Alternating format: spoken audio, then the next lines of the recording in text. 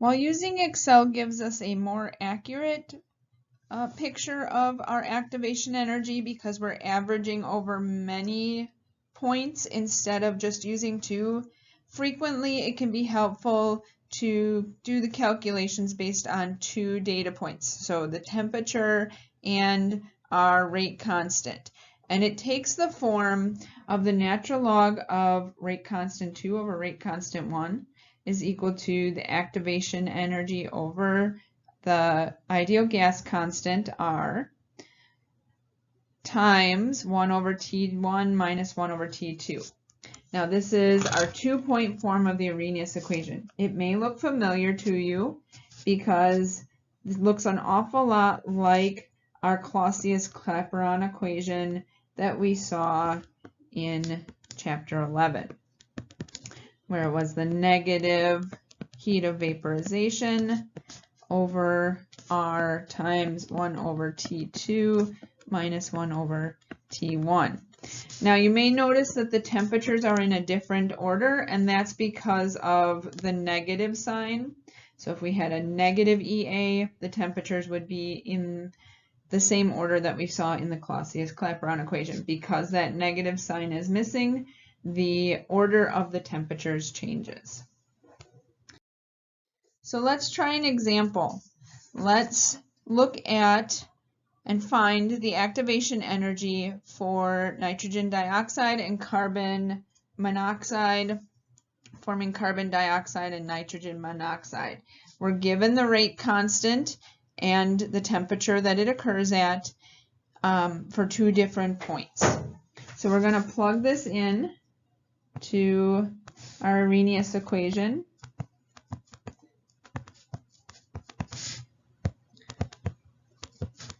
And we're trying to find our activation energy. We can plug in our numbers.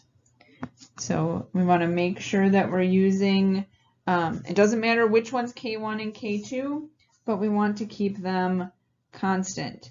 So for K1, I'm going to set, or for the first set of data points, K and T, and for the second. So K2 is going to be 567. K1 is 2.57. We're trying to find our activation energy. R is in units of energy, so joules over moles Kelvin. 1 over T1, which is 701 Kelvin, minus 1 over T2, 895 Kelvin. Now we can simplify this, take the natural log of our rate constants.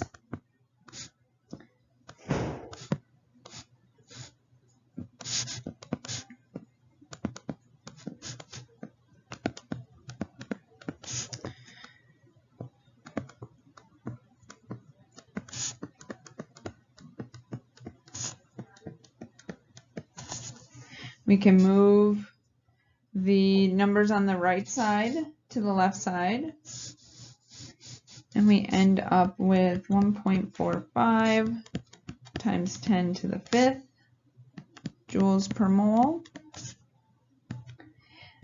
Frequently, we report it in kilojoules.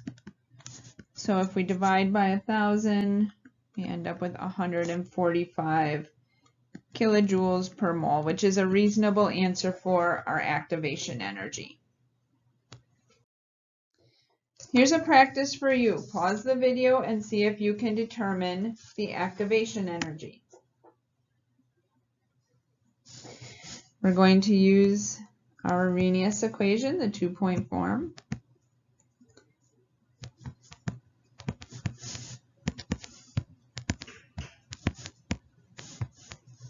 Oops, that's an R.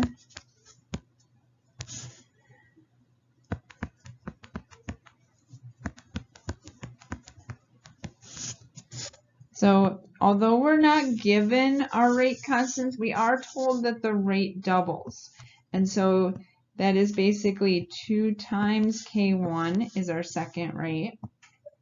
And K1, which means that that'll cancel and we'll be left with the natural log of 2. We're trying to find the EA. We're going to use the ideal gas constant. 1 over T1. So we do have to convert. So 27 degrees Celsius becomes 300 if we add 273. And if we're increasing it by 10 degrees Celsius, becomes 310 Kelvin. So we got the natural log of 2.